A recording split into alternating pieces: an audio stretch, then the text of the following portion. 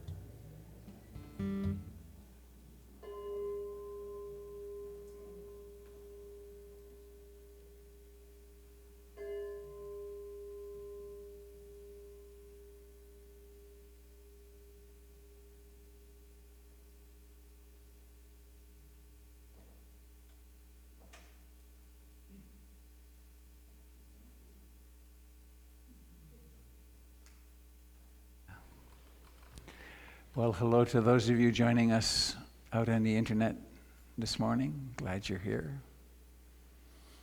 And I want to say thank you to all our volunteers right now for doing the AV work and the beautiful flowers and the kitchen and the housekeeping and the gardens. We have a very strong volunteer core. And I invite any of you who would like to feel like you belong more, to check in with who's here today. The volunteer coordinators are both absent. They've both, but you could check in with me afterwards. There's always stuff to do. And if you have particular skills that you'd like to see blossom and come to use in the community, they could be welcome too. By design, more than that, when we incorporated, it was about 20 years ago, close to 20 years ago, we had a choice to make whether this would be a membership organization or a non-member organization. And we chose non-member because so many of us have been burned by membership. You have to belong, you have to tithe, and so it's complicated things a lot because you can't be a member of BIMC. It's impossible. You can participate, you can really belong, but you belong through your participation rather than through some formal or some list. Anybody here for the first time? 1, 2, a bunch. Where'd you all come from in one day? Huh.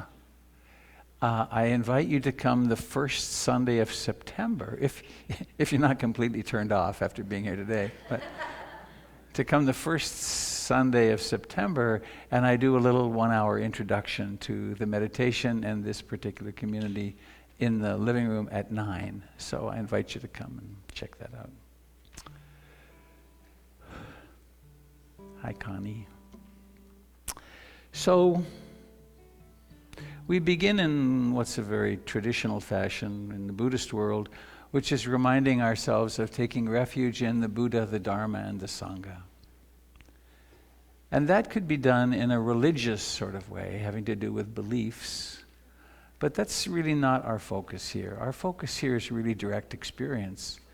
That the teachings of the Buddha are an elegant map, a very highly articulated map of consciousness, so that other people can have the experience he had, not believe in his experience, but to have the same qualities of freedom.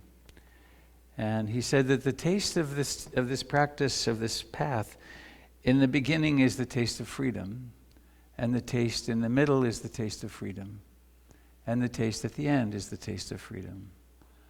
And the fruits, the fruits come. There are fruits that come really early, and I'm going to be talking about that at 11 o'clock today.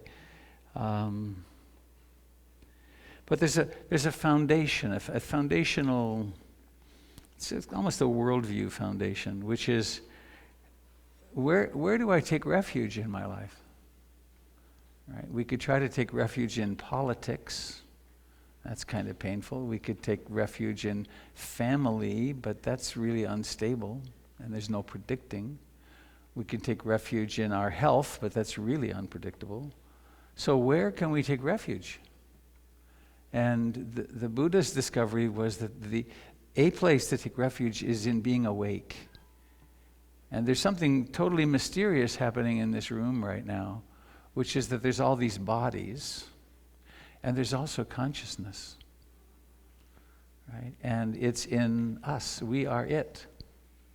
We are the leading edge of consciousness on the planet right now because we're the ones that are alive right now.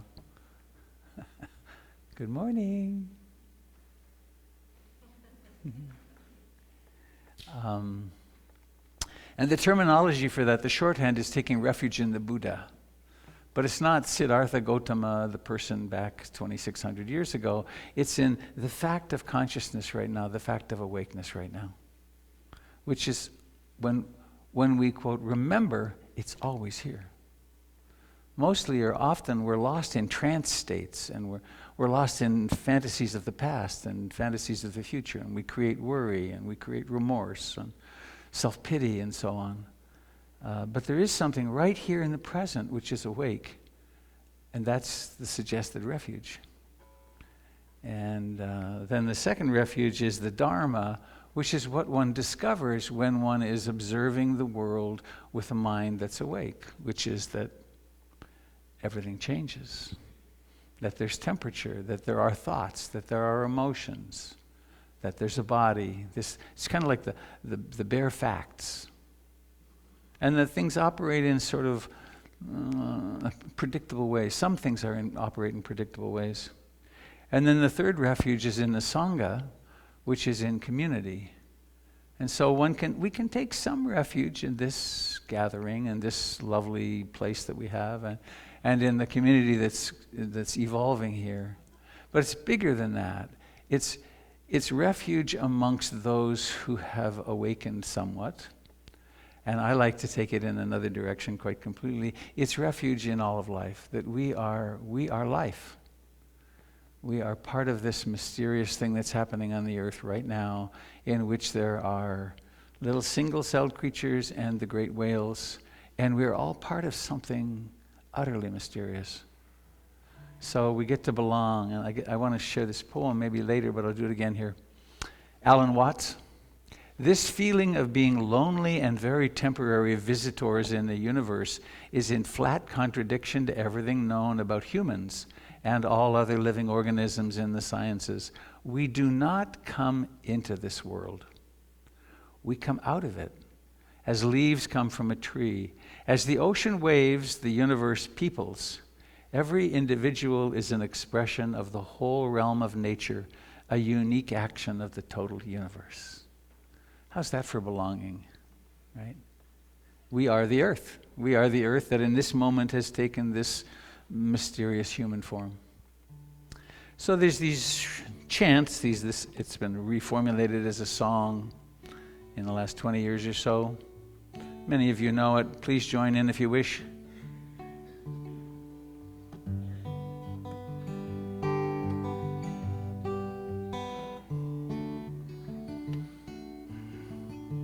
I take refuge in the Buddha, the one who shows me the way in this life. Namo Buddhaya, Namo Buddhaya, Namo Buddhaya. I take refuge in the Dharma, the way of understanding and love. Namo Dharmaya, Namo Dharmaya, Namo Dharmaya. I take refuge in the Sangha, the community of mindful harmony. Namo Sanghaya, Namo Sanghaya, Namo Sanghaya. And once more, I take refuge in the Buddha, the one who shows me the way in this life. Namo Buddhaya, Namo Buddhaya, Namo Buddhaya. I take refuge in the Dharma, the way of understanding and love. Namo Dharmaya, Namo Dharmaya, Namo Dharmaya. I take refuge in the Sangha, the community of mindful harmony. Namo Sanghaya, Namo Sanghaya, Namo Sanghaya.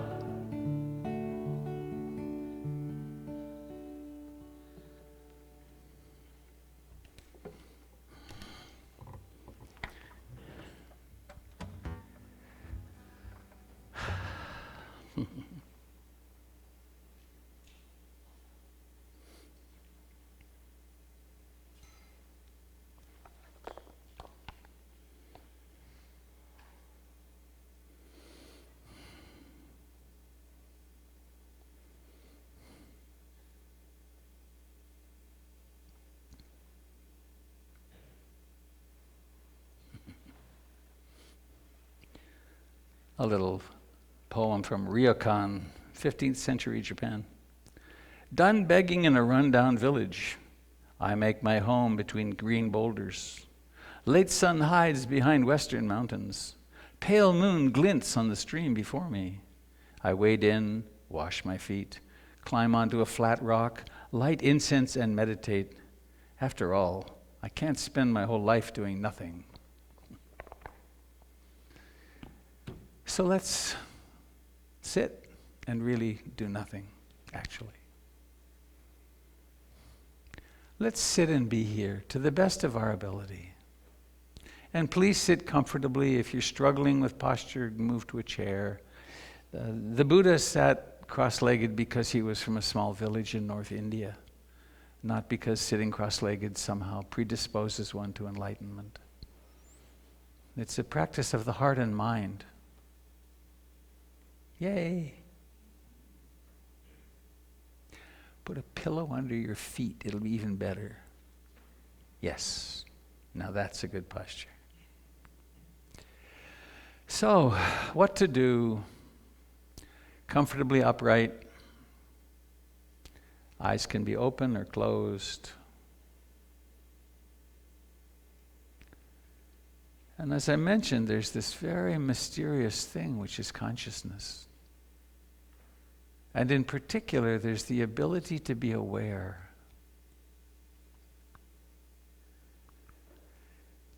So of what to be aware? Well, why not the body? Notice that there is a body sitting here.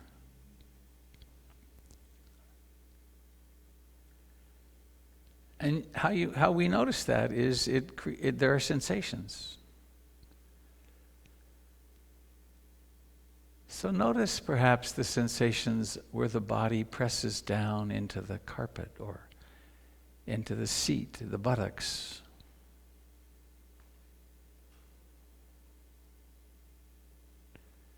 Notice the aliveness in what you think of as your hands, your fingers.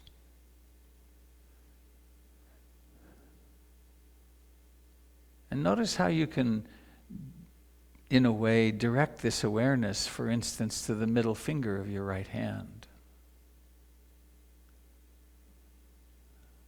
or the thumb of your left hand.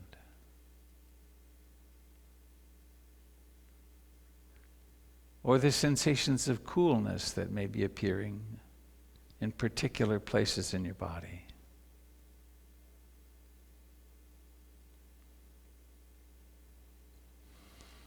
Notice the life in what you would call your face.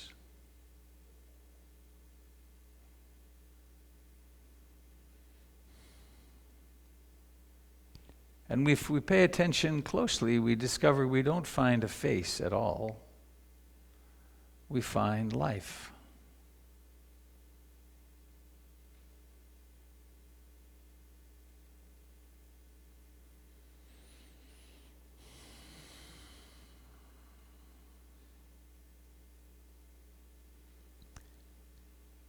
Meditation in the Pali language or Sanskrit of the early Buddhist teachings is spoken of as bhavana, B-H-A-V-A-N-A, which means to cultivate. So when you go out and hoe your garden or pull out the weeds or water it, you're bhavaning the garden. Here we cultivate the mind, the heart mind actually.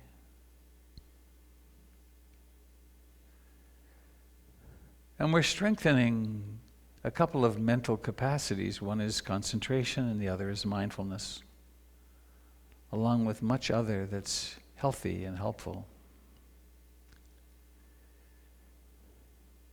But there's a very simple lifetime practice which is known as mindfulness of in-breathing and out-breathing.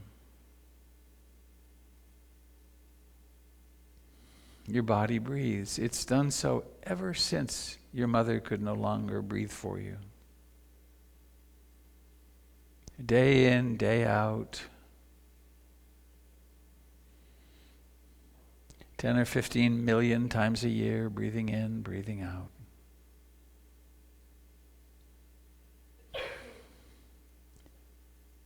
The sensations of this breathing exist only in one place and time, which is now, the present moment.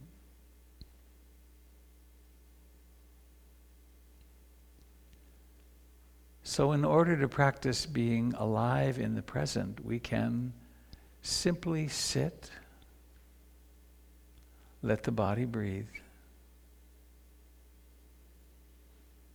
and notice the remarkable array of sensations that happen from the beginning of the breath to the middle to the end.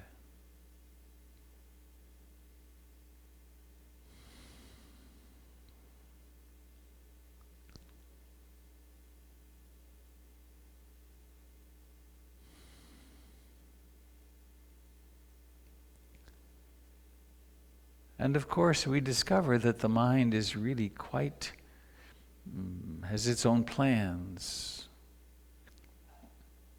It thinks, it worries, it has emotions, it tells lots of stories, tries to figure things out. For the time of meditation, the content of the mind is utterly irrelevant. So when you can, when waking up happens, why not come home and rest, abide in the sensations of breathing? That's all. No battle. No goal really other than being here in this breath right now.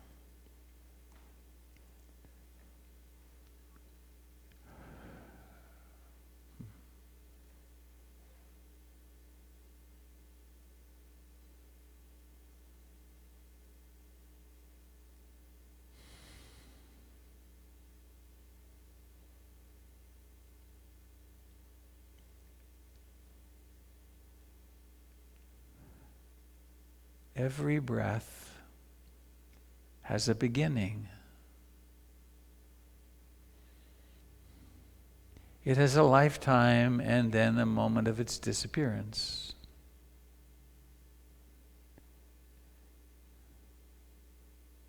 And this is true for everything that exists in the universe.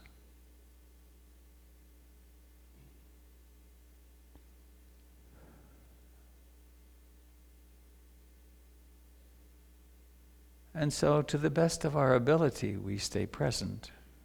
We awaken again and again and come home to the coming and going of the breath, which is as natural as seasons or waves on the beach or the tides or day and night. It breathes all by itself. This body does.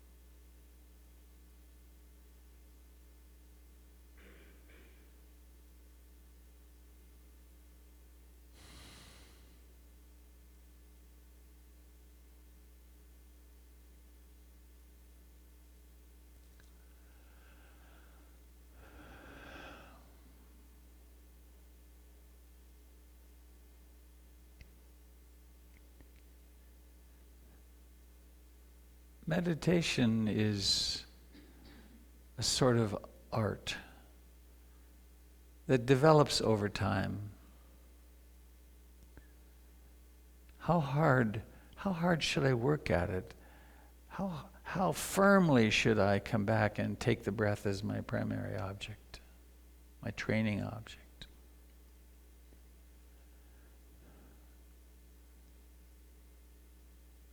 We discover often, many people as they begin to meditate discover that they get involved in a kind of war with the mind. This mind is so uncomfortable, I hate it. I hate this worrying. Clearly the meditation isn't going to work. And all we do with that is to notice, oh, there's thinking.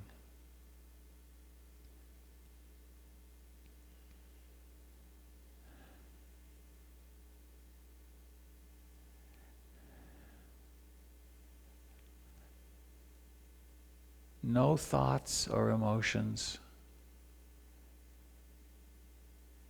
can ultimately stand in the face of awareness. Awareness comes from vastly deeper than our personalities.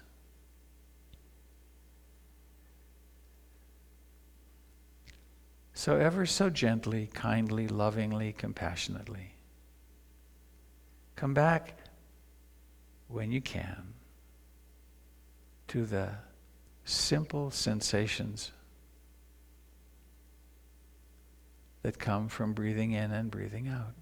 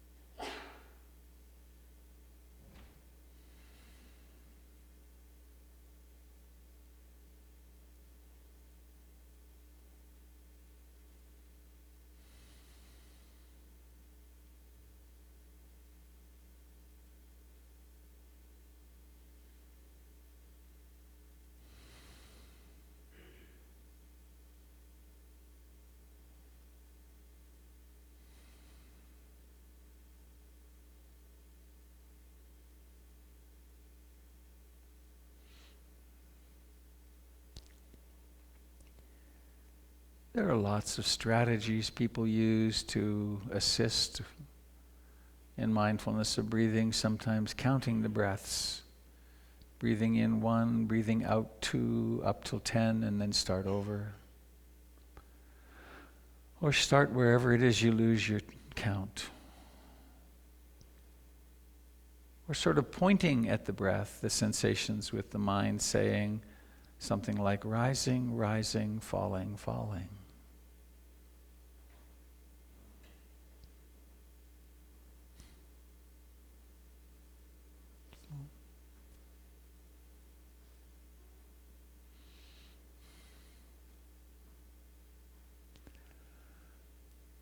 Then when the mind wanders, the little mental note can be made, wandering, wandering.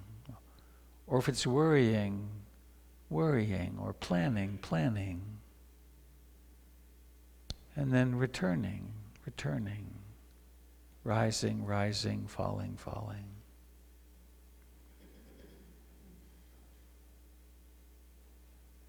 Lots of strategies, and ultimately, it comes to simply being aware. Here is this life billowing into fullness,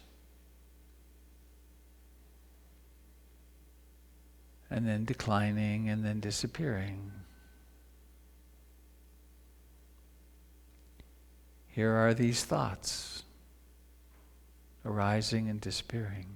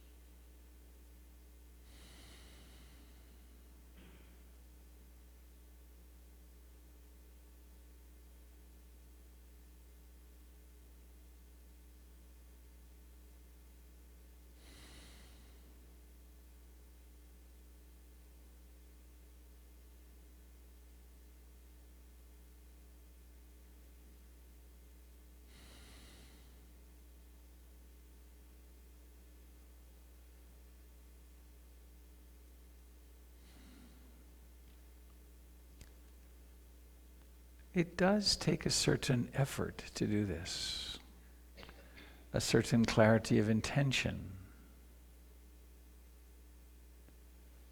And sometimes it gets pretty hard.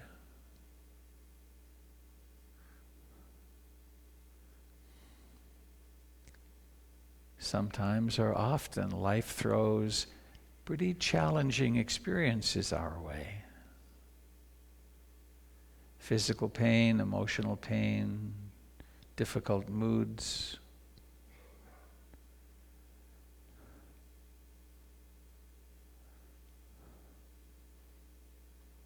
All of this is amenable to loving, compassionate attention.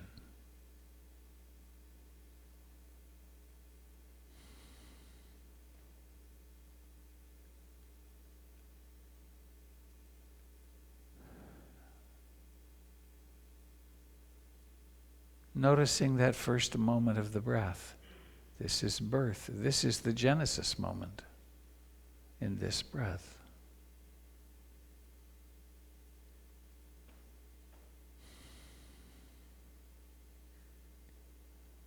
Notice how it rises to fullness and then declines, moves into old age and disappearance.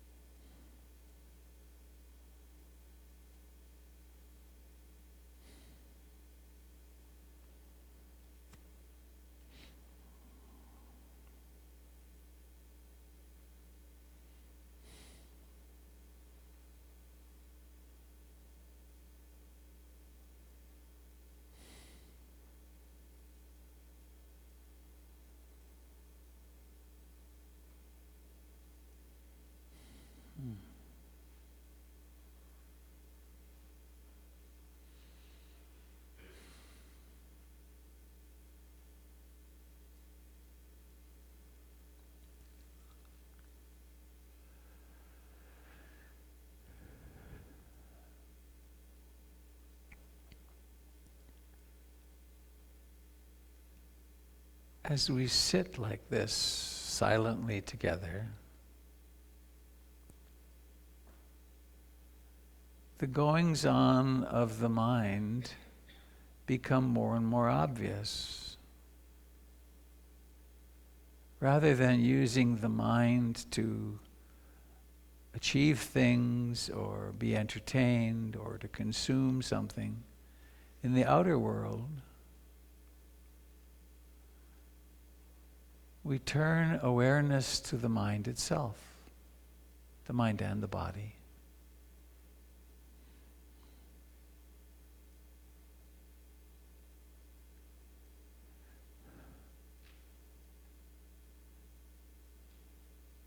As we persist, more and more of what was previously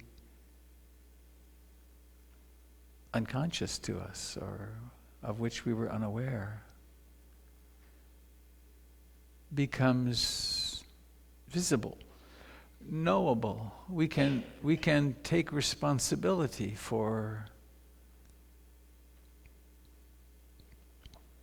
the thoughts and emotions and attitudes and prejudices and opinions that we've been conditioned with through our lifetime.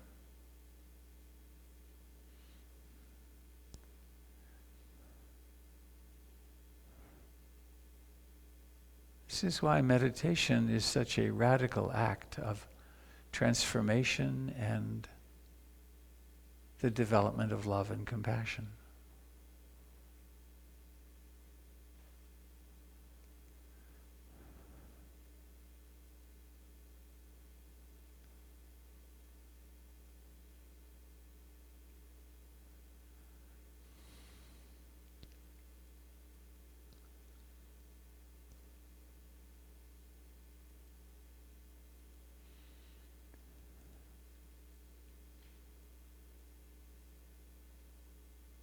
We fall into trance states thousands, tens of thousands, millions of times as we wake up. But every moment of awakening is just that. It is awakeness.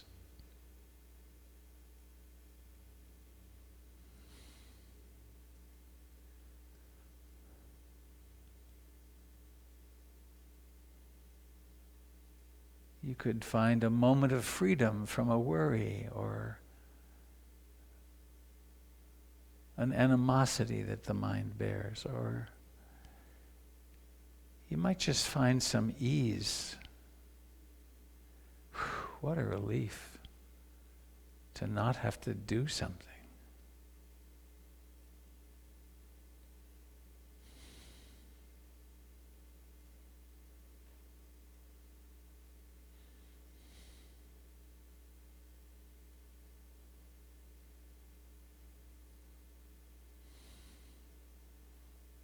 And the actual strategy or practice is so simple.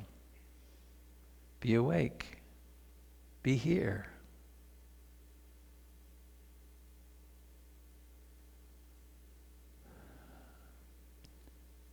Really notice where your body touches the floor.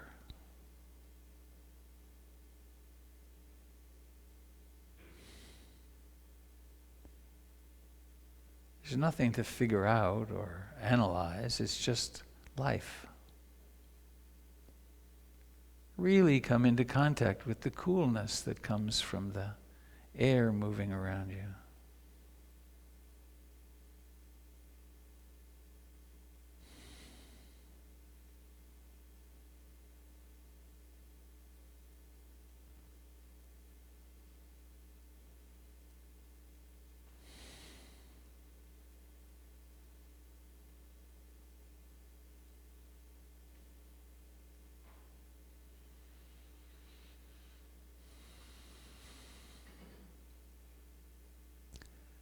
Sometimes when the mind gets a little calm, it's possible to be aware of the entire body.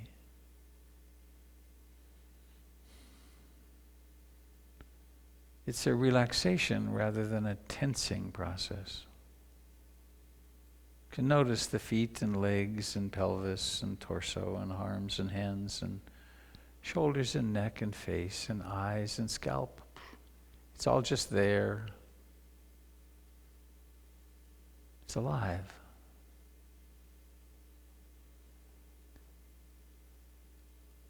In the context of this entire body, perhaps you can notice the breathing happening.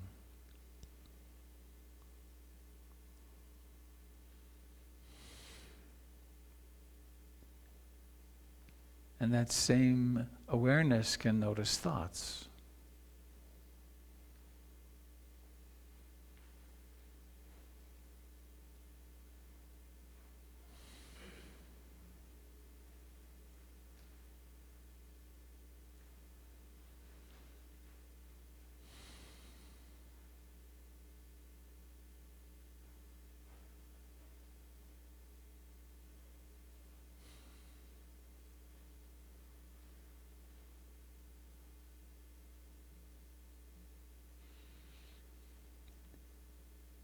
We don't often sit still like this, so you might discover that restlessness arises or discomfort in the body.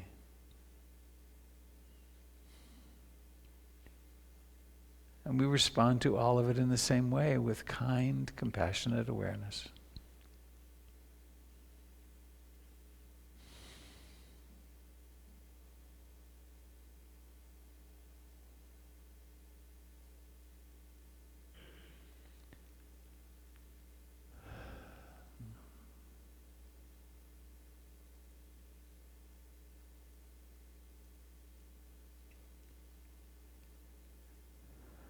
And as we come to the end of this, quote, formal sitting time,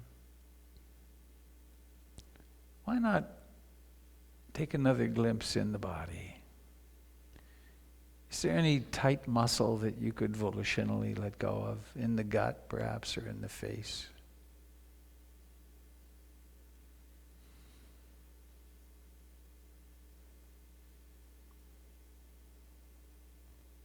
And take in another breath or two.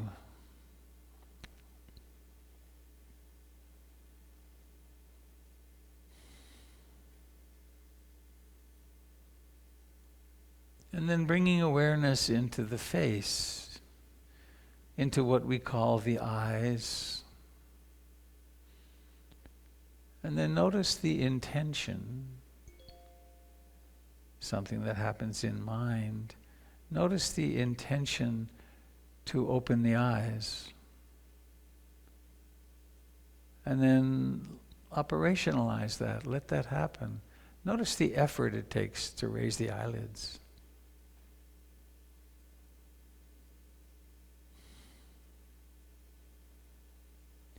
And then seeing begins.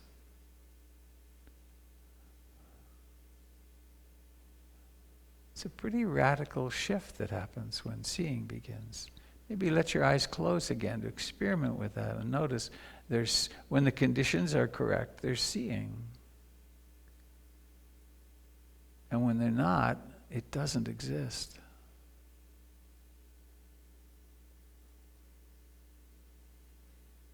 Seeing. And then perhaps there's some desire to move. Before that, though, there might be some discomfort in the body, so why not tune into that and then notice how the body really knows, oh, I'd like to do this, and then mindfully do that. But don't abandon being awake.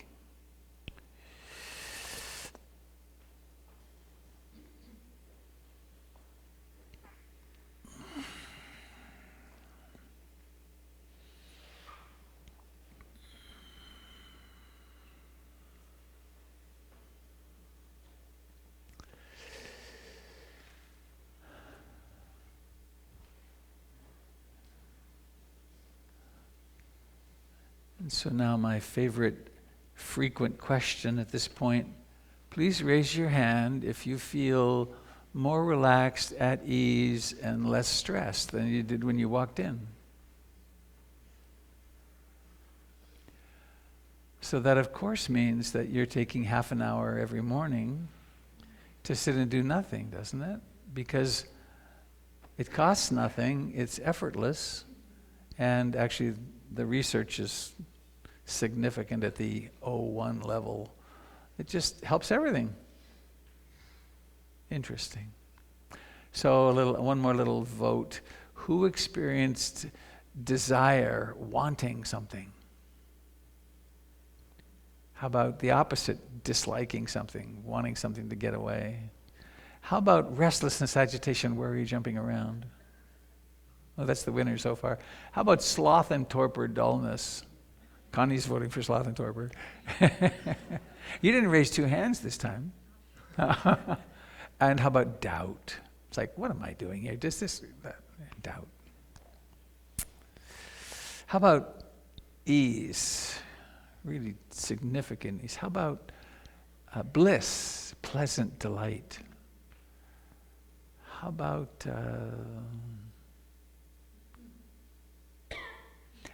blank? Blank. There's lots of variety, isn't there?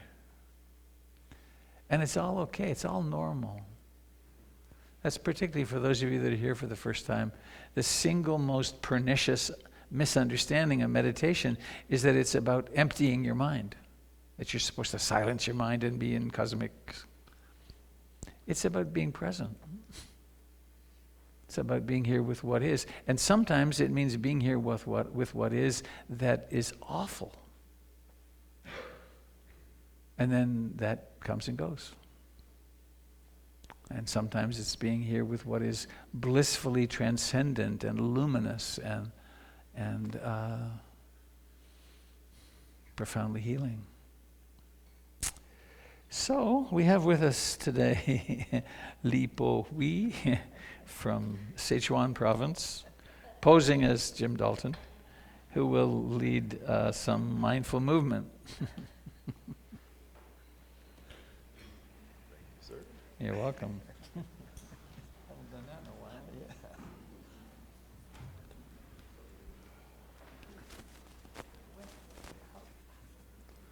When should I be back? It's 10 till now, 11 till. 5 after? Okay.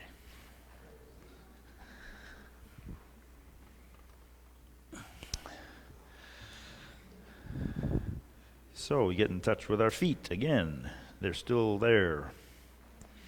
Rock up and down and wake them up.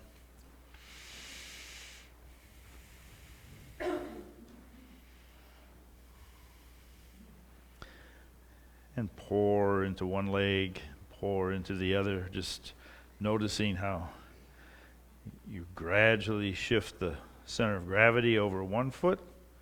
There's engagement. Come back. The other foot is relaxed.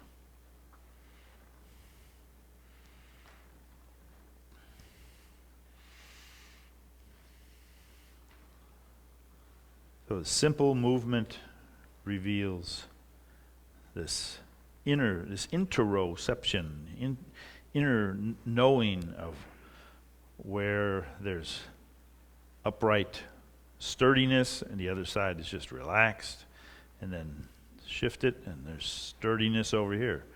It's impermanent. It's not a permanent part of this leg, but it is a capability there. The same thing with the arms. They relax out of the shoulders, move the elbows out away from the rib cage and take a full breath. And the arms seem to be floating in an ocean of chi, not cheese, chi. And then relax that slight exertion to pull away. Just let them hang. The arms are just hanging. Maybe make little circles. Circles with the hands. You can feel the stretch right up into the shoulder socket. and then sink and let the arms extend forward, draw back towards the body, and then sink again. So on the way up, the fingertips kind of trail behind. On the way down, the heel of the hand leads and the fingertips trail behind. So the fingertips aren't doing anything. They're just along for the ride. We identify so much with our hands and fingers and manipulating all sorts of electronic stuff all day long, or a steering wheel, or a fork, a spoon, a jug. Let's open the arms and then come back, sink.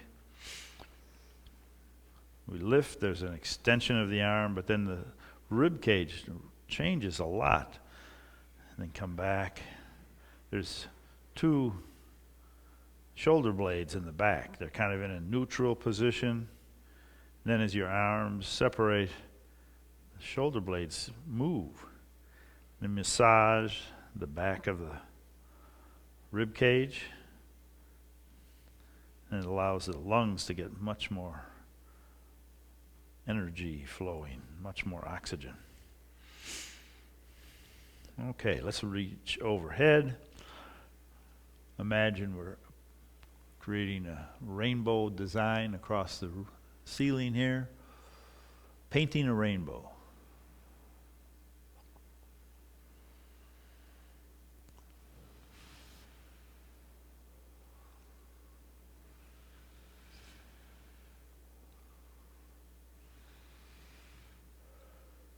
Then we release that upward gesture and relax, and then feel the hands now. They're alive. We sink and cross the wrists, feel the shoulder blades. Open the hands, close the hands, feel the shoulder blades. Come up and press up and release. Out here, the shoulder blades are tight again, and then they relax. Another massage for the upper spine. We call it separating clouds, but all sorts of things happen in the shoulders, the neck, the spine, the wrists, in order to do this gesture called separating clouds.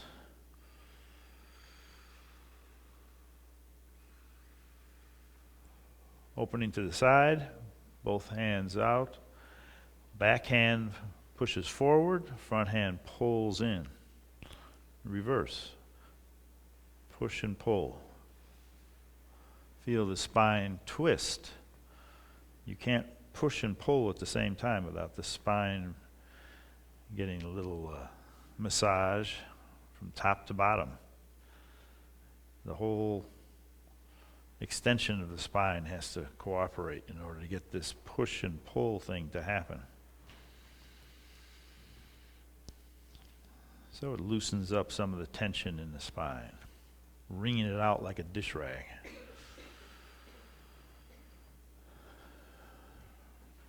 Reach back, open the arms, and roll around a full circle as much as is healthy for you. Don't do anything unsafe.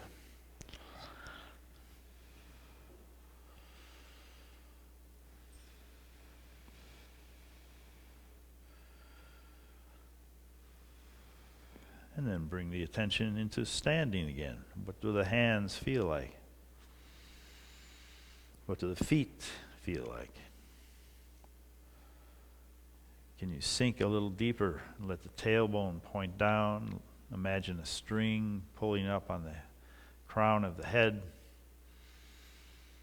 Now the spine is alive. We'll give it another little gesture by reaching across, lifting the heel, relaxing the arm, lifting across. Goes all the way back to the spine, down the spine, into the core. Dozens and dozens of muscles cooperating, flowing, stretching gently.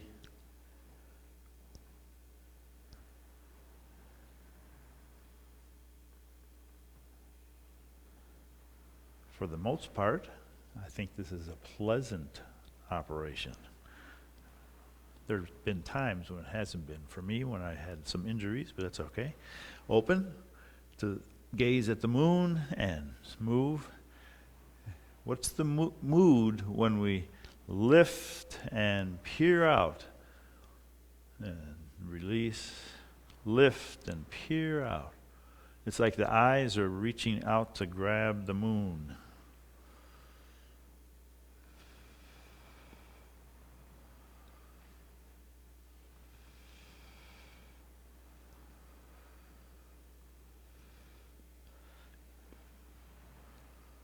And then settling back into the room, let's push towards the one corner, push towards another corner. Feel the weight shift. Again, one leg engages, the other one relaxes, and then it reverses. Pouring into this side, pouring attention into this side.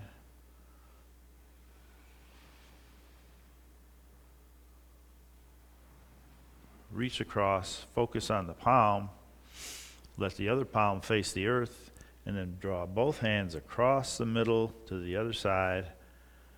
Switch hands. The upper hand is like a cloud drifting across the sky. There's a certain amount of effort required, but it just floats. Switch, and then the hand below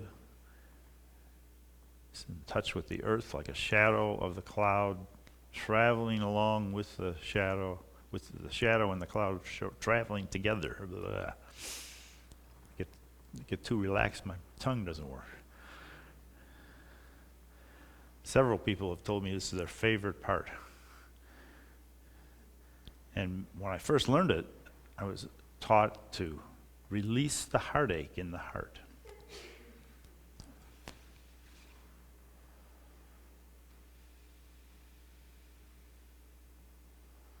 Okay, so we went back and forth. Now we're going to go forward and back. Step forward, splash in the sea. The mood changes. We're making bigger gestures, more energy, splashing.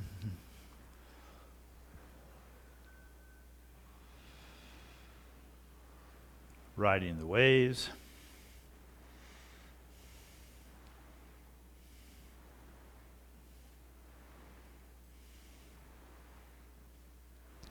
Hearing the waves, opening the arms, palms up, palms down and forward. I was here yesterday with a dozen people. We didn't have the same impact on the floor. We tried, and we got a little squeak here and there, but it wasn't like this. Okay, let's step out to the other side and splash in the sea.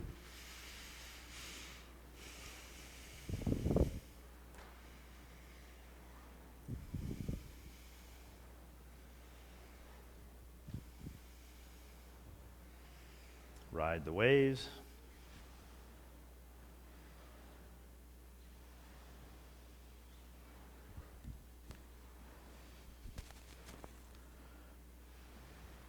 Open the arms. And we turn the wrists, kind of wring out the tendons and muscles in the arms. Then when we come back, get centered again and make a fist, sink and let the dragon rise from the sea.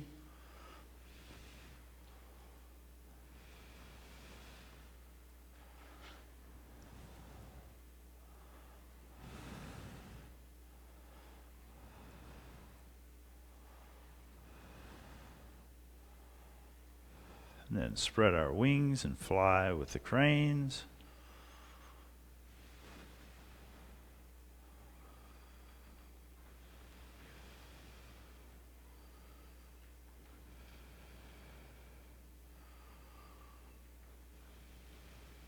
Turn the wheel.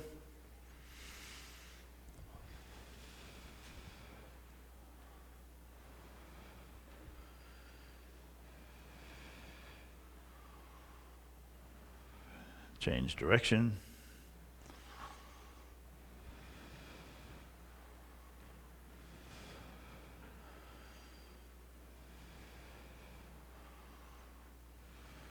And back to the center. Feel the balance, feel the vitality, sensations throughout the body. And if we deliberately choose to differentiate the two sides of the body, lift one arm and one leg, bounce a little bit, and then move to the other side, and bounce a little bit.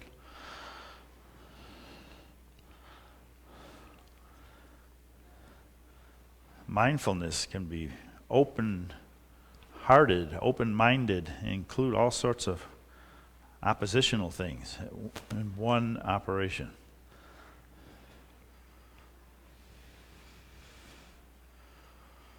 And then coming back to the center, just focus on a pair of columns that move from the lymph nodes here to the lymph nodes here, and we're lifting energy into that system and then cleansing it and detoxifying.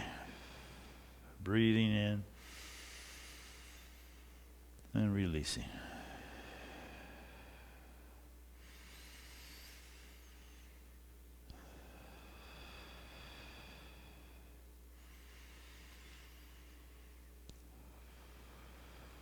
And then pausing, feel the effects of these healing gestures.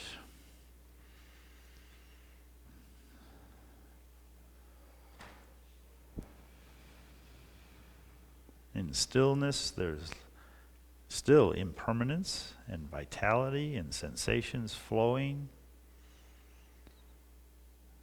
It's a constant river of sensations.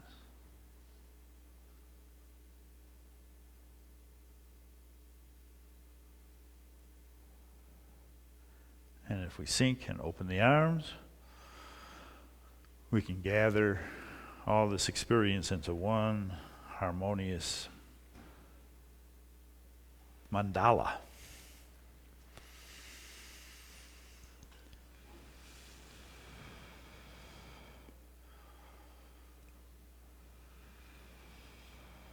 Thank you very much.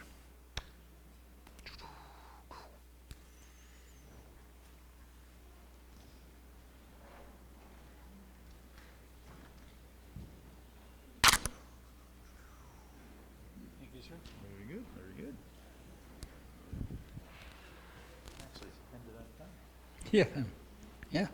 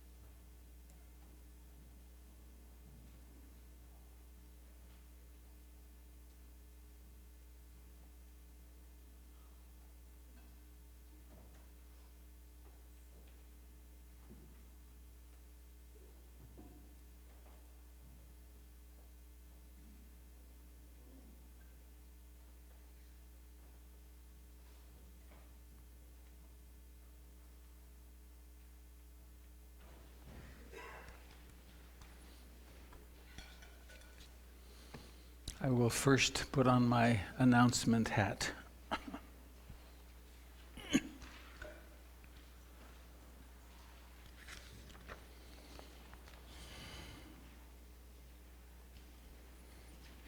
Oh, Vic, you want to come and do your...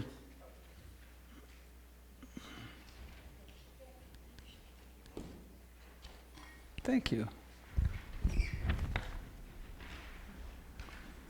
Oh. Thank you. That's nice. I had the summary of my last gastrointestinal meeting with my doctor was in those. So I see.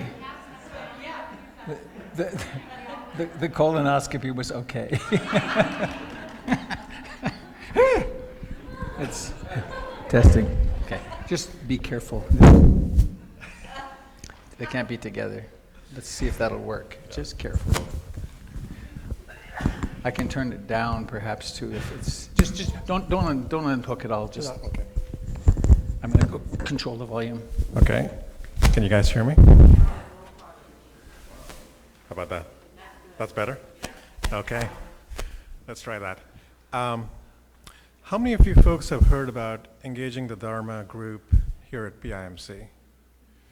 So many of you, some of you have not. So this all happened when Patricia took the lead to say, how do we start taking the practice that Robert and the teachers are teaching us and take that out into the real world?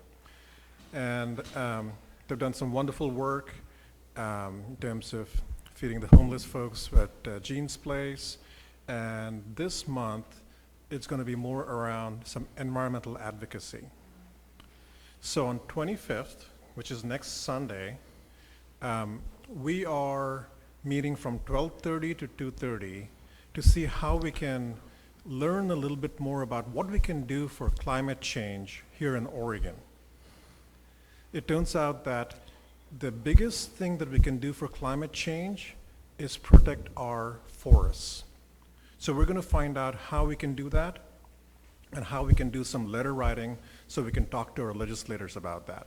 We have this great workshop from 12:30 to 2:30 next Sunday, so we would love to have you folks come in. There's sign-up information. You can come talk to me. You can come talk to Patricia. Is Ellie here? Ellie's not here. She's helping a lot with creating some templates, so you guys don't need to have any prior information. You just come in. All we need to make sure is that you have an interest in trying to do something about global climate change, but by doing it right here in Oregon. So hope to see you all next Sunday. Thank you.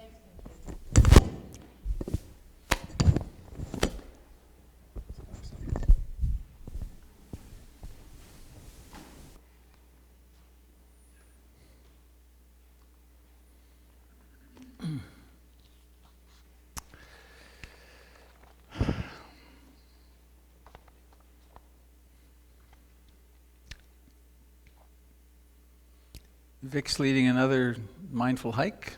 This is all on the website. This is kind of the teaser to go look at the website. The first page has all this stuff on it. The Engaging the Dharma event.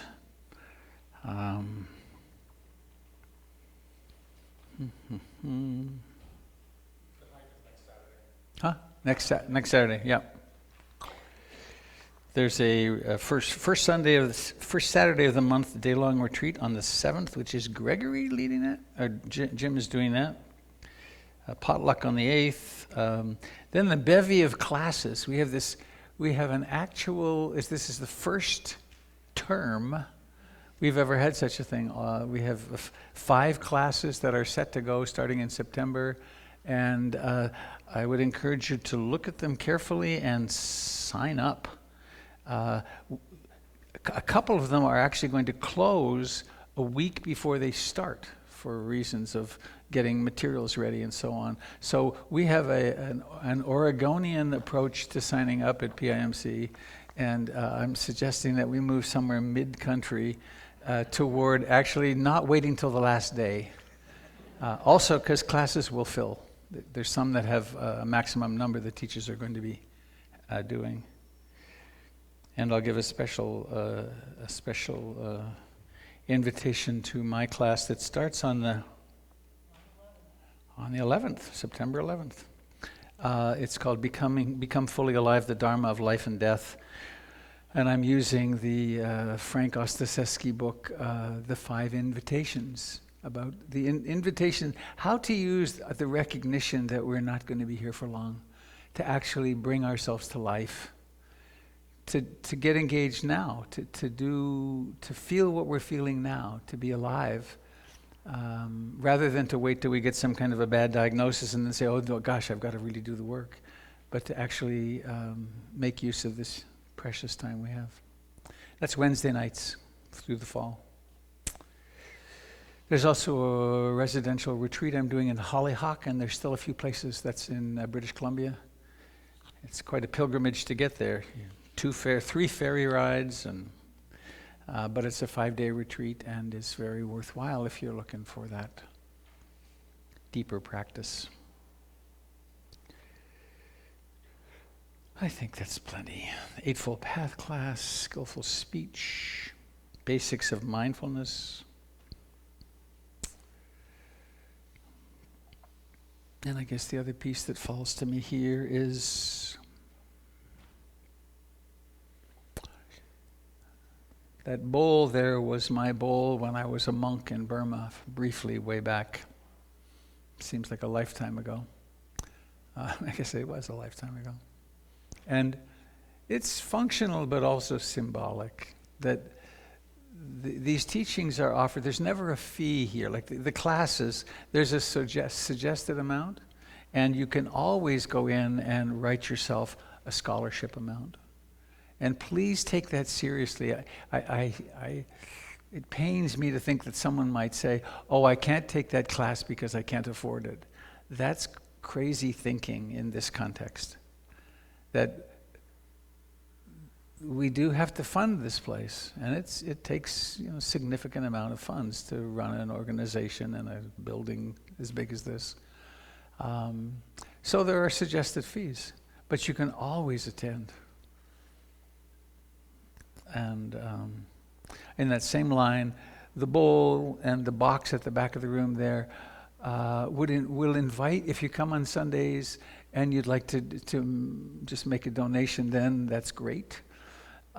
We discovered that if people used PIMC the way people use yoga classes, and when they came they put $15 in the bowl, we'd be totally solvent. We are solvent now, but we'd have plenty to do all the projects we need to do. So you might think of that as a guideline. But there's an even better way to donate, which is through the stewardship program. That's right term? Stewardship? No. Yes, stewardship. And that is, you go online and you make a donation there, a monthly donation. And there are at least one and sometimes two retreats which people who are participant in that get to come to. Taught by the lead teacher. Okay.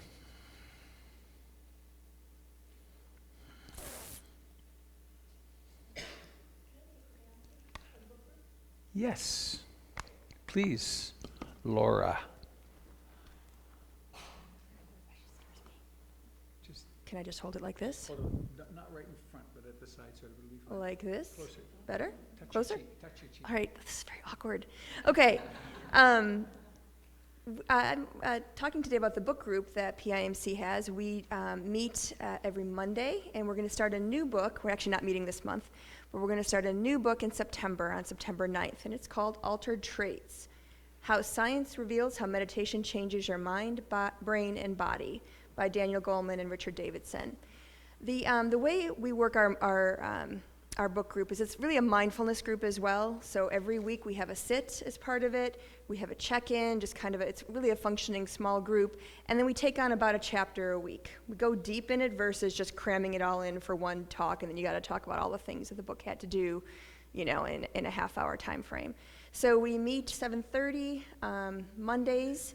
If you are interested, you can contact Avi. He'll put you in touch with me, or I think I might even be the contact on the website. And we're happy to have more people. It's a great time to start a new thing this fall. So thanks. Where do you meet? We meet in the living room Mondays at 7:30. Thank you.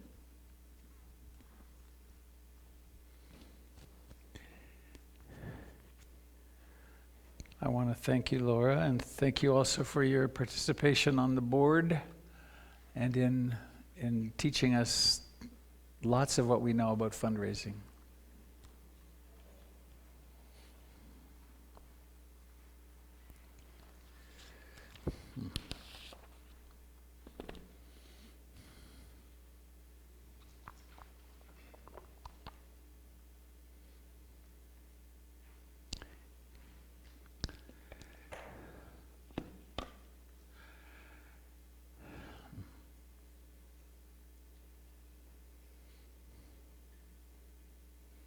I wonder if for the first few minutes of this reflection, if we could open at least one window in the middle bunch and one window in the back, maybe two even. We don't need to, you can do those if you want, but let's do it. Let's be brave. Great. Where's the dog, right? It lives up in the window, the barking dog.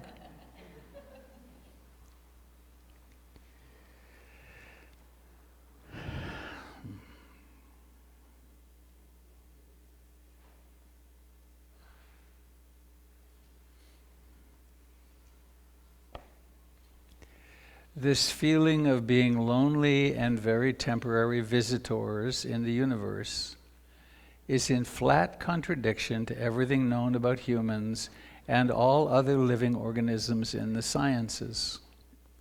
We do not come into this world, we come out of it as leaves come from a tree. As the ocean waves, the universe peoples. Every individual is an expression of the whole realm of nature, a unique action of the total universe.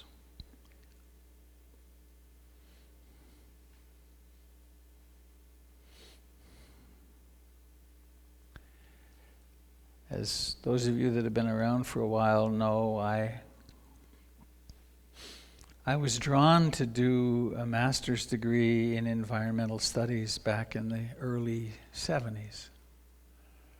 I had traveled around the world for several years and been stunned by the degree of environmental degradation. And of course, that was before the environment made it to Time magazine. And now we're these years later, and the issue of, quote, what we call the environment is pretty high on many of our radars. But in that program, I had two questions, and they remain my two questions. The first one is, if we are part of the earth, really, if we come out of the earth, how is it that we don't know it? Where's the missing feedback loop?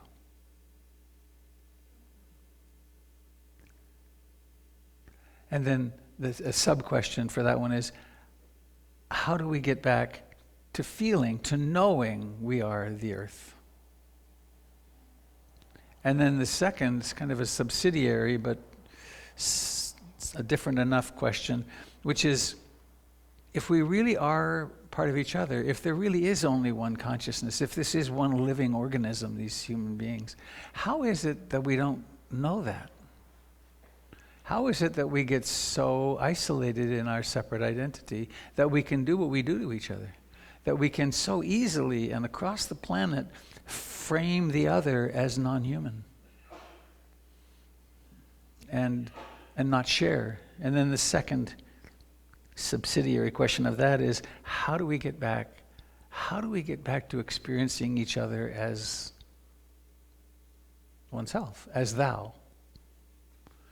And that actually came in that environmental studies program, and was the first place I ran into psychotherapy, and was the birth of my life's work with blending Western and Eastern modalities of becoming more conscious and loving and healthy and functional.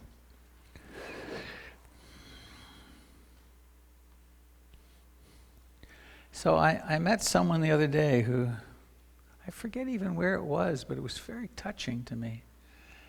And it has to do with a little visualization, a little guided meditation, which we could do with open eyes. And I invite you to look outside, either at these beings, these green beings here, or the green beings out there, and become aware of your breathing.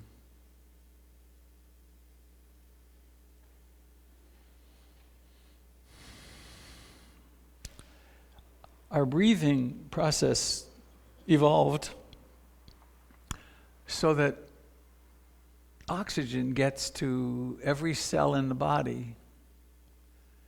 It comes in through these holes in the front of the face, and then comes into the lungs. And then the lungs, if they're little alveoli, if they were flattened out, it would be a surface the size of a basketball court. Right? So we breathe in, and then something stunning happens in that carbon dioxide in our bloodstream that's left from the burning of sugars and the metabolizing of sugars, that changes places with the oxygen, and the oxygen gets grabbed by the hemoglobin, and then it gets taken all around the body. So we breathe out this gas, carbon dioxide-laden gas, and the trees outside take it in. And they're doing it right now. They don't breathe the same way we do, but there are little holes, stomata, in the leaves and the needles. And in this very moment, we are in intimate communion with these trees.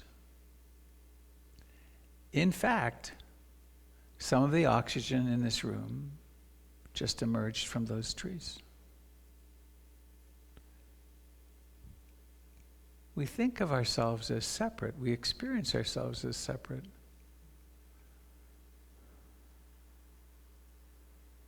But what if it's true that we're not?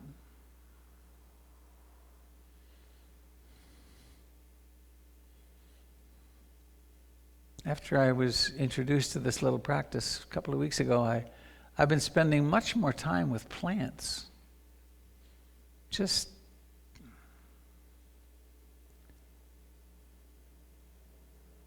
sort of hanging out. I've done that in the forest a lot, but to do it here,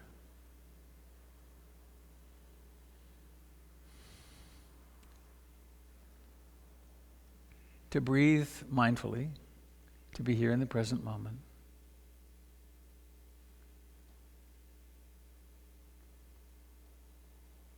I mean, what if it's true? What if we really are utterly, intimately, inseparably part of this green, living, mysterious life?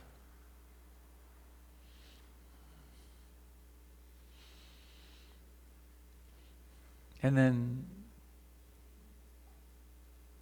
looking around the room, maybe finding someone that the eyes meet with.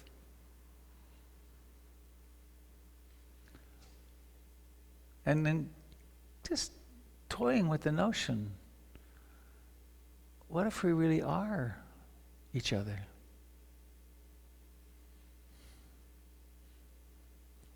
Nobody has to give anybody anything or take anything. It's just, what if that's true? That's an intuitive process. Right? We can go into thinking and shred this, but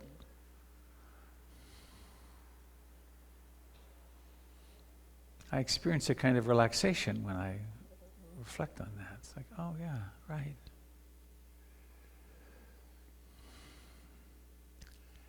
Thich Nhat Hanh used the term interbeing, that our spiritual practice is about recognizing the interbeing of all life. And Tibetan Buddhism has this huge emphasis on the fact of compassion being the motivating force for spiritual practice. That if we dare to allow to open to our own suffering, we become really compassionate. Now we avoid that awareness of our suffering pretty mightily. One could make a good case for the idea, I think, that the present catastrophic environmental circumstance we find ourselves in is because of our unwillingness as a species to stop and become aware of our suffering. So we distract and we entertain, and we constantly need to be in consumption, as opposed to being willing to stay with the suffering and discover that the suffering has its cause, which is the craving for things to be different, and that there actually is ease in simply being with the craving. And that means there's the Four Noble Truths right there. So,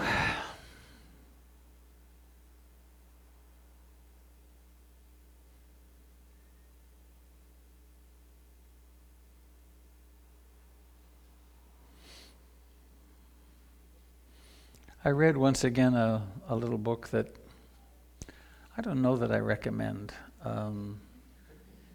The first 4 chapters were very interesting and helpful. And then he kind of got lost. He didn't. But anyway, it's called Dying in the Anthropocene. It's a little tiny book. And the era in which we're coming now could be called the Anthropocene because it's our actions. Oh, can you close the window now? That'll distract me. Our actions are shaping the planet. Well, it's not ice, it's us. So, and he has a, how would you put it? He has a, one could say, a rather pessimistic view of where we're headed as a species. That the momentum is such that it will be very challenging to keep there from being radical transformation in the way we live. But the piece that I got from it that I wanted to share with you, kind of exciting, was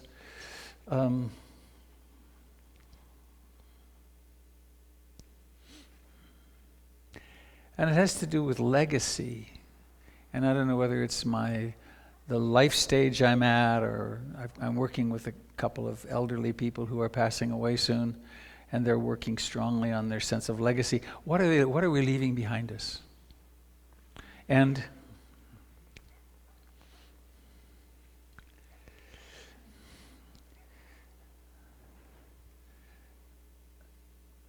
I had an aha that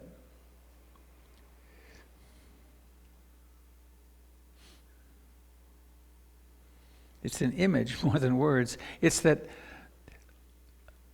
the experience we each have of life in this moment, the sum total of our karmic history, is here right now. And this is where we live, right in this moment. And it's here that we have agency. For those of you familiar with the 12 steps of dependent origination, right? We're right around here. Contact, feeling, craving, grasping, becoming. Right here, it's where meditation opens time up, sort of. So we get to, when a stimulus comes in and the impulse to act in a particular way, internally or externally, when that happens, that this gets teased open. And so there's time. There's time to, is this a thought I want to rehearse again? Is this grievance story, this I'm a victim story, is this I want to fight story, is this something I want to run again? Or would it be more skillful to be open and spacious and allow there to be love and compassion to decide how shall I act in the next moment? And this is the core of the Buddhist teachings. Right, the very core, that we're not completely helpless in the face of our past conditioning that arises into the present moment, that actually we have extraordinary agency and capacity. And that how I act, how each of us acts, results in changing the world. Whether we're sitting in a cave in the Himalayas or we're actively on the front lines of some activist project, we're always changing the world because we're changing what happens in the moment of consciousness.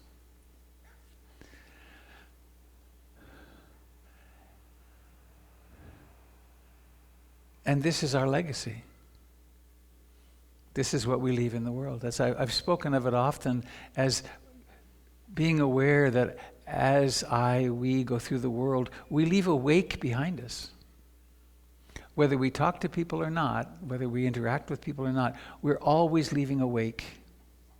And if we interact, I was at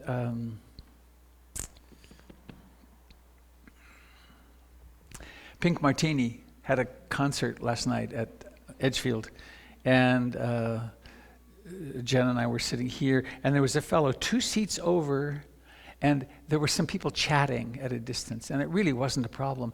And out of nowhere, this fellow said, "Keep it down over there!" it was shocking. It was really, and in my mind then, in this era, I went to, well, does he have a gun? It's this paranoid thing. And then they did it worked. But what a wake he left. Right here I am talking about it now. So we're always leaving this wake. And that wake then affects the next person and the next person. We're affecting the destiny of the earth in our every action. And one of the things that the fellow, I can't remember his name, who wrote the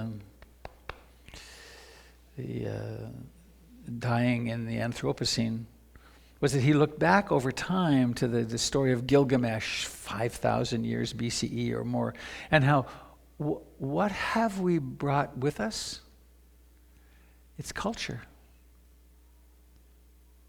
And we who are interested in the Buddha's teachings are bringing a culture of consciousness and loving and transformation. And that's what we put into the future.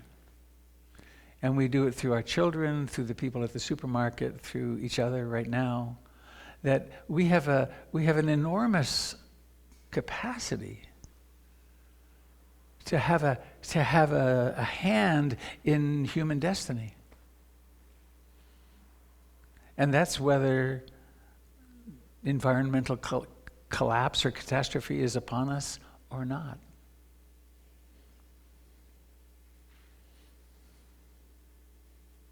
And I've been toiling, as you know, I've been toiling with this question of how to make sense of this life, I guess, more than anything. But in this present moment, there's another piece I wanted to be sure to get to.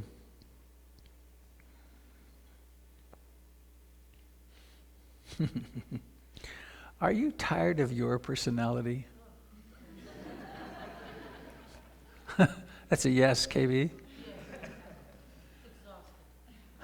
Mine is a pain in the ass. I got sick recently and it dragged on, and this depression came up, and this sense of hopelessness, and it's so thick sometimes. And I'm in an intimate relationship, and it gets so difficult sometimes because we both have these personalities, and they're selfish, and they get unconscious, and they can become quite unloving. And it is clear to me, that this personality isn't fundamentally who I am, because it can be so open and loving and trusting and then so constricted, and it can do that in the space of a few minutes. And coming back to the Buddhist teachings, I mean, that's one of the three central hypotheses. There's the truth of impermanence. Everything's impermanent. Everything is impermanent. There is no way to get to lasting satisfaction in human life because we're a flow-through organism, and it's always changing. And then the third one that we don't emphasize is anatta, not soul or not self, that there isn't a someone here ultimately.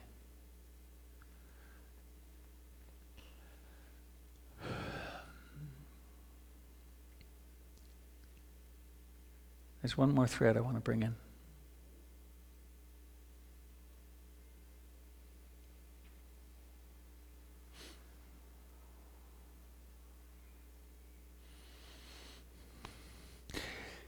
There was a lot of security going into Edgefield last night. Bags checked, magnetometers. Didn't used to be like that. There's a lot more security everywhere. And we have the belief that there's more violence than there was. There's much less violence actually in the United States than there was 20 or 30 years ago. However, it's pretty dramatic, and we report it, and it's bad. But there's a way that there's a kind of fear that I meet when I talk individually with people. There's a kind of fear coming, which is this bad thing's happening and that bad, and so we're getting, and then we hear something fearful, and then we pass it on to another person, and we're creating a kind of soup that doesn't have any ease in it. And it's a soup where the fear is stoked and the love isn't stoked nearly as much. And it occurred to me that this entire spiritual undertaking is about interrupting these trance states and doing the work of becoming more loving and compassionate. And I remembered my teacher of 40 years, Ruth Dennison. How many of you remember the Falklands War?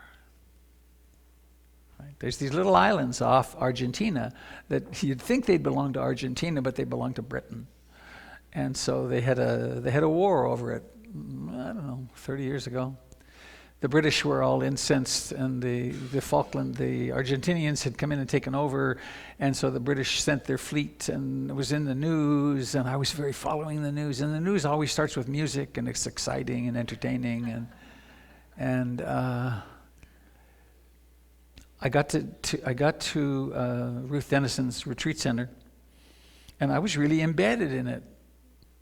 Be worse now because I didn't even have a cell phone then. Now you can get updated constantly. And one of the first things I said to her was, "What do you think about the war?" And she said, "What war?" And I said, "Well, the Falklands, the Malvinas, blah, blah, blah." And she said, "Oh, darling, I don't pay attention to any of that. There's always war." She lived through Germany, being a beautiful young German woman through World War II, and it was awful. There's always war. What I do is I stay here in the desert and I teach people to overcome greed, hatred, and ignorance, and to become more loving and compassionate. This is where we end the war.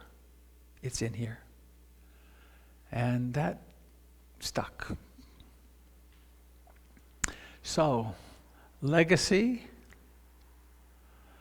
agency through meditative awakeness, and becoming more loving.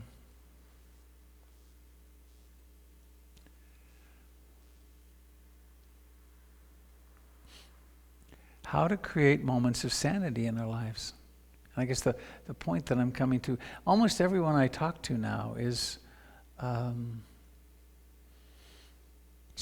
struggling mightily with the outer news or the inner news, right? The inner news of our personality.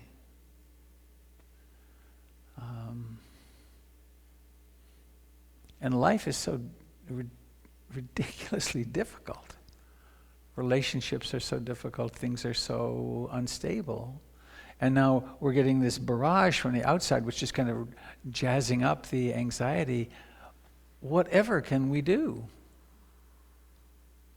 One thing that sometimes helps is to become active in some way. But the other thing that PIMC is dedicated to, in fact, I didn't bring it. I had our mission statement that I wanted to read.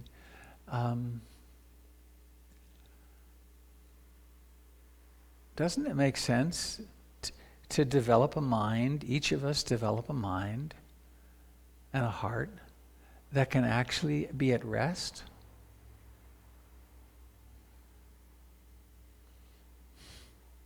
So that when maybe you sit in the backyard, you can just sit in the backyard. Or when you're holding the baby, you can just be holding the baby. Or when we're together, we can actually be at ease together because we're not freaking out about something.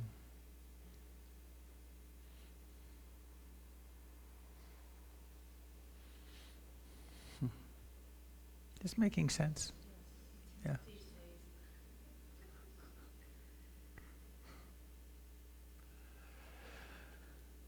So,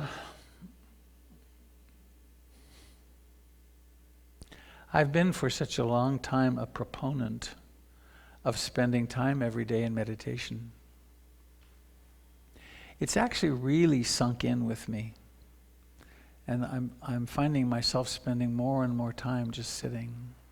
possibly a function of age, partially, but also it's so nice to not be identified with the trance states of personality and with the trance states of the media and with the old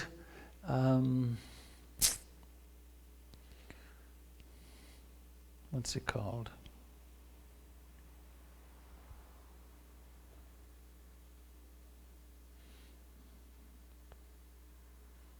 Oh, yeah. The old judgments and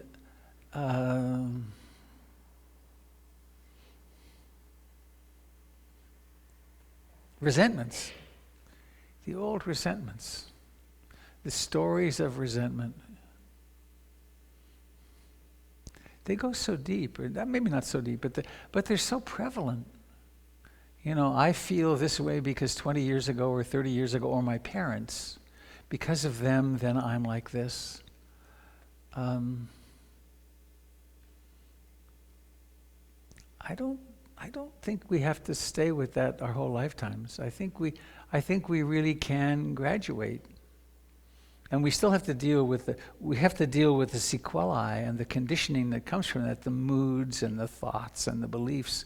But the entirety of the Buddhist teaching, I think, says, well, the Buddha said the taste of this practice in the beginning is freedom, the taste in the middle is freedom, the taste at the end is freedom. It's not, I'm going to dwell in these old resentments and take my identity from these old resentments or these fears coming from the culture. It's not that. It says, I'd really like to be free. And the freedom comes, I think, through remembering the big picture, which is that I'm not fundamentally this. Right? This is an incredible vehicle. I mean, what an amazing capacity to bring consciousness to all these different places and have relationships and do all this. But is that really fundamentally who we are? I don't think that's with any spiritual tradition. I mean, they all say the opposite. Jesus, be of the world, be in the world but not of it. And I think that's what this community is about, really. It's about supporting us in meditation so that we can actually suffer less and less and we can get happier. And we can have more fun together. And be more loving.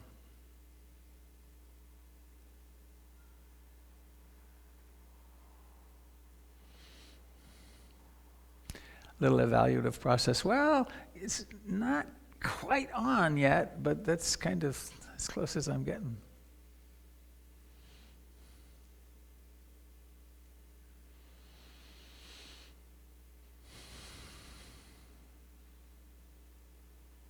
So when we breathe, don't change posture. Funny when you say let's meditate. Everyone's saying we don't need to change posture to meditate. We can just become aware. Notice your body sitting here. It's alive, isn't it?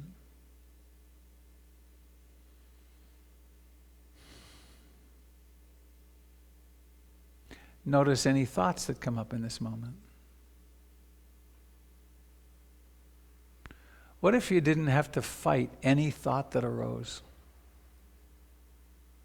But you would see it, you'd know it as thought, an object of observation. Is there an emotion present? Bet there is.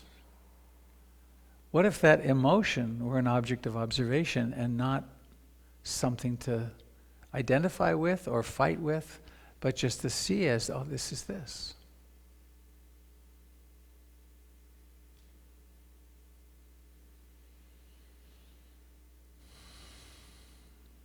And the breathing, this breathing that happens so exquisitely by itself. What if you really, in this moment, just rested in there? Just landed in that and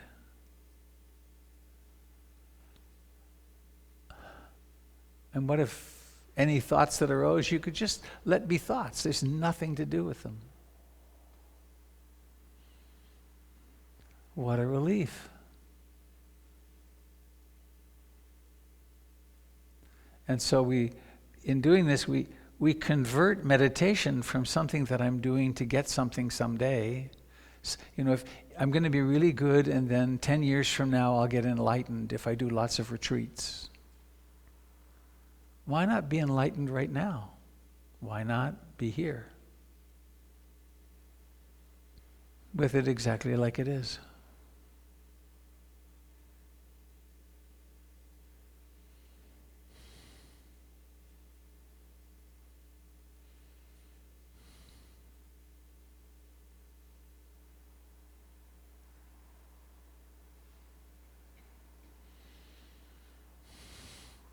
I think I want to share this other poem with you.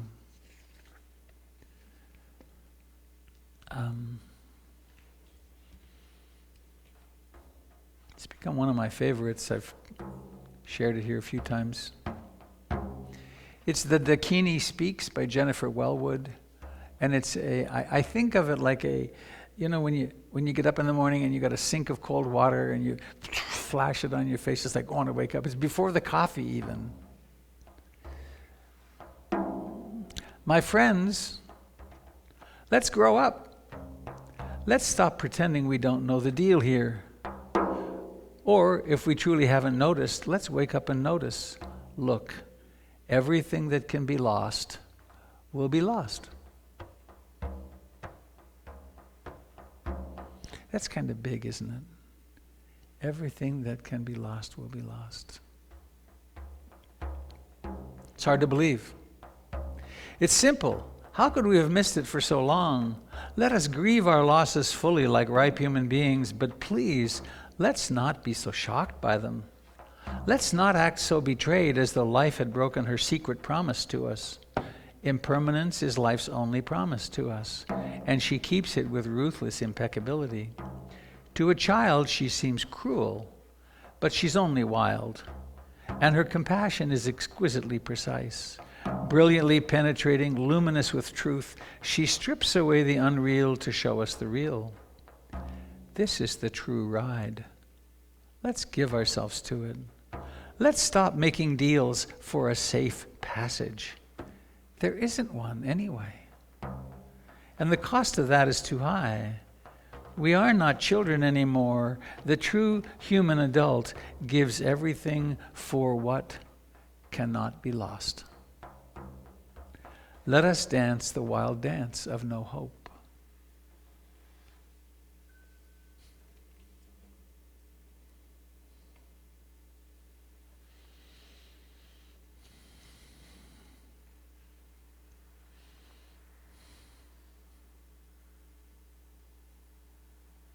So I want to just say one more thing and see if there's any comment. This notion of life is manifesting right here with all of its complexity and trance states. It's right here. And then there's the possibility of awakeness. And then how do we act in such a way that the next moment has more love and compassion and kindness in it? I think that's the whole of the Buddhist teaching, really. And the tools are there to actually transform moment by moment so a little bit less harm emerges or a little bit more love. And that's what we leave behind us. We could say that might be give one purpose, but it's a long-term purpose, I think. It's not what I'm going to get in my lifetime or what my kids will have or what the grandkids will have. It's what we as human beings are, how we are shaping life. I like that image. I think the Tibetans would say, oh, that's the practice of compassion. Why make it so complex? So, any comment or question or complaint? I forgot to get the other microphone repaired or replace it, so we have this awkward one. I think the way to do it, Connie, would be to hold it over here and then... because otherwise it'll be popping a lot. And for those of you that are here for the first time, we're ending in about 7 minutes with the kids coming in and doing a little ceremony with them. Is this right? Good enough, yeah. Okay. Oh, I've been coming here 10 years. A little closer, sorry. Been coming here 10 years and listening to this wonderful man, and what he's been saying is sinking in. And if I went to a workshop and somebody said, imagine your childhood bully, this one person would come up. And I was at a party recently, and he was there. Whoa. And I don't see him very often. He's my best friend's brother. And he obviously wanted to talk to me, and I didn't want to talk to him. But I avoided it for a while, and then I thought, well, you know, I could do this Buddhist thing. I could turn into it. So I did. I went and I let him talk to me. And he said, how are you? And I said, good. He said, how's your mom? And I said, she died in February. And he said, oh, she was really a nice woman. She was a great lady. And I said, well, you know, when I met Heather, your sister, she was 4 and her father had died. How old were you, Roger, when your father died? And he said, I was 13. And I said, wow, that must have been hard. He said, yes. And he said, not with anger. I went to work full time at 16. He was the only boy of 5 kids. I went to work full time at 16, and I said, wow, Roger, did you pay rent at this house? And he said, yeah, I did. I paid, not with anger, he said, I paid $100 a month. And I was working for $2 an hour. So that was 50 hours of work for me. He was very proud of that. And I said, oh my God, Roger, I was a little kid and I drank your milk, I ate your food, I took your shelter on a daily basis. Thank you so much. And I gave him a hug. So that was really a great experience for me. And it's because of you, Robert. Thank you. Anybody else want to talk? No?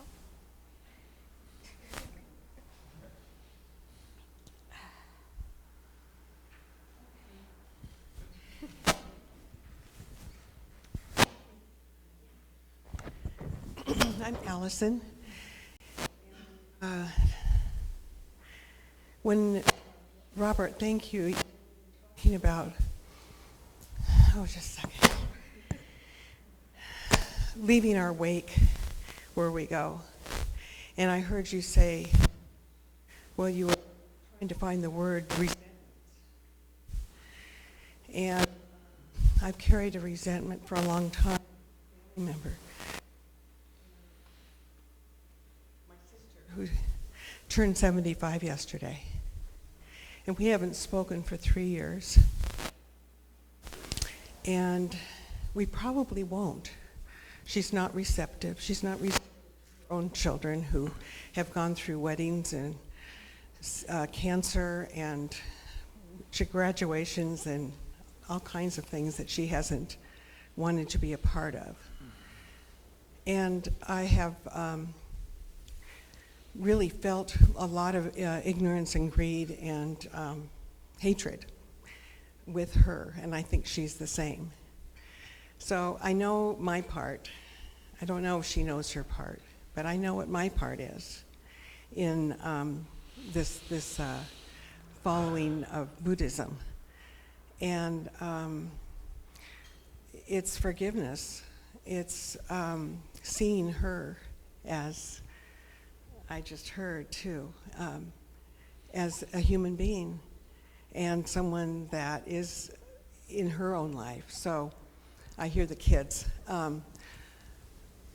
My part is to love her, and even from a distance. In fact, I've even thought of having a memorial service for her, because I won't see her again probably. But in love, not in anger, not in hatred, not in greed. And I like myself better when I'm there instead of that other place. Thanks. Thank you, my dear. Well,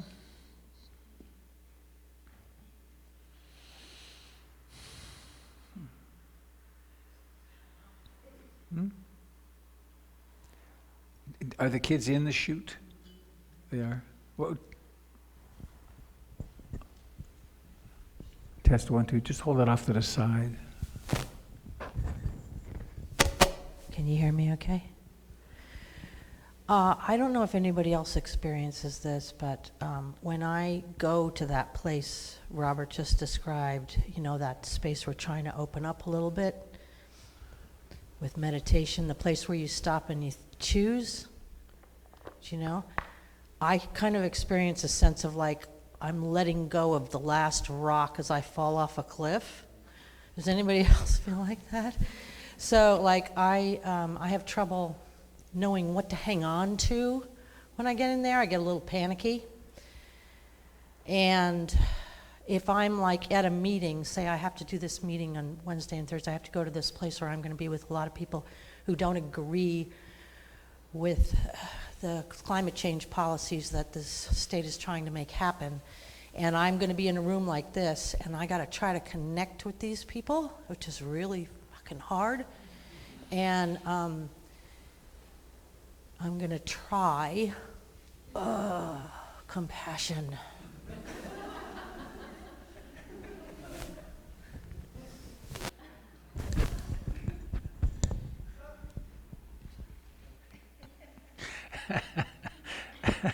Yeah. KB, you are my poster child for meditation. So, all right. Well, thank you for your practice, and thanks for being here. Thank you for supporting me in this role, and for participating. We're doing something really quite special here at PIMC. And it really shows, you know, there's now regular meetings on Tuesday night. Wednesday hasn't started yet, but Tuesday, Wednesday, Thursday, Friday at lunchtime, Doyle Banks is doing something on Facebook. There's just a tremendous amount of practice happening, and it really is, I get to hear people talk about how it's transformed their lives, and it's awesome. It's really, not into ha ha ha, but into, here I am. I can actually be in the middle of my life, and I can tolerate it, and I can be forgiving, and I can be healthier, and I can be more effective in my work. Yeah. So before we make the circle, let's bring the kids in. I want to sing a song together, and I want to be up here. Could I borrow one of the song sheets, or maybe stand? Let's go to the circle. Why not? I'll just stay here. Thank you to those of you who joined us at home today. Great.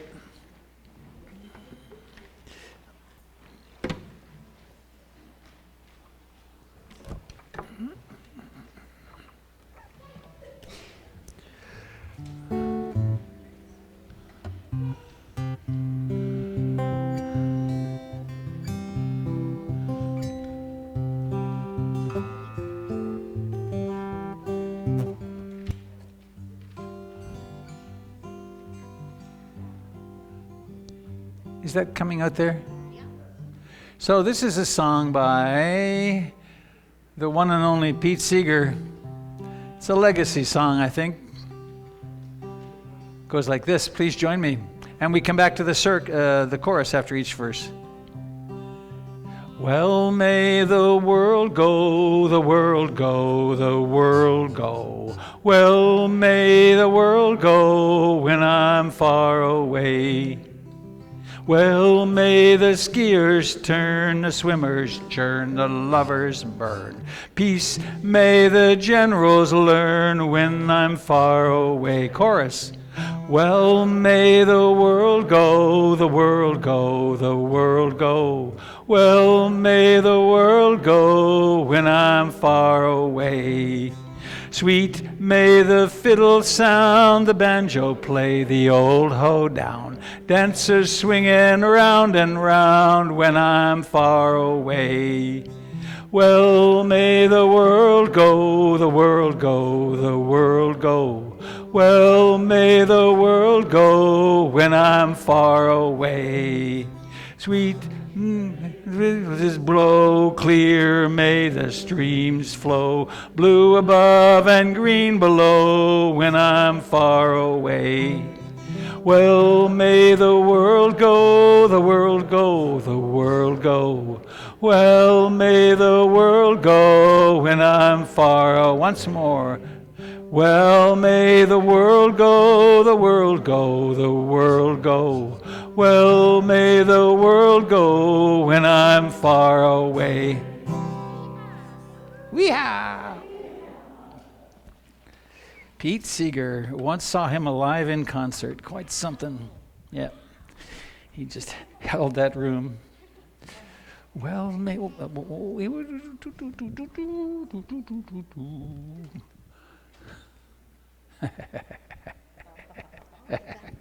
no. It's a trick.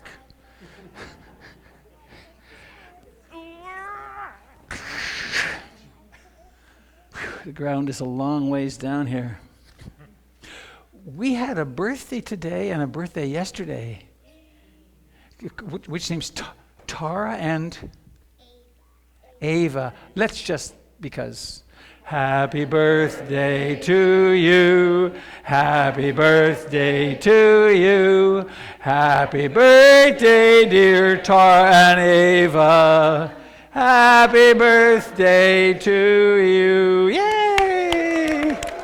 Not yet, not yet. Oh. Phew. May I hold your hand? Tara, can I hold your hand? Or can I hold your foot? Hand. I'll hold your hand, okay? All right, so here we are alive and awake. Why not be awake of the contact with this hand? It feels good, doesn't it? Does to me. A little weird? All right. Be aware of the contact with this hand, your right hand, and our minds think a lot of things. Why not think a kind thought for the person on your right? And then the person on your left. Another consciousness making its way through this lifetime. Wish this person well. And so around our circle, hand to hand and heart to heart, to each of us and all of us, let's wish everyone who has ever come into this room in the 90 years that it's been used for this purpose, wish them well. And across the planet, to all of our brothers and sisters and friends and neighbors of the winged variety, those who travel through the air and those who live in the trees and on the ground and in the water and in the ground itself. May all beings share in the merits of our practice. May we remember our intimate interbeing with all of them. Do we have singers or singer? Okay. When you're 1, 2, 3, may all beings be happy. May all beings be happy. May all beings be happy. Sadhu, sadhu, sadhu. Yay! And now the moment we've all been waiting for. Well, would be your deepest wish and your wish-creating capacity for all beings? And then I'm going to do the count, and everyone in the room gets to take a deep breath. Not till the count, remember. 1, 2, 3, blow. Yes! Hurricane force winds. Thank you all for coming. Please come and have some tea and coffee and goodies. Thank you to those of you who joined us over the net.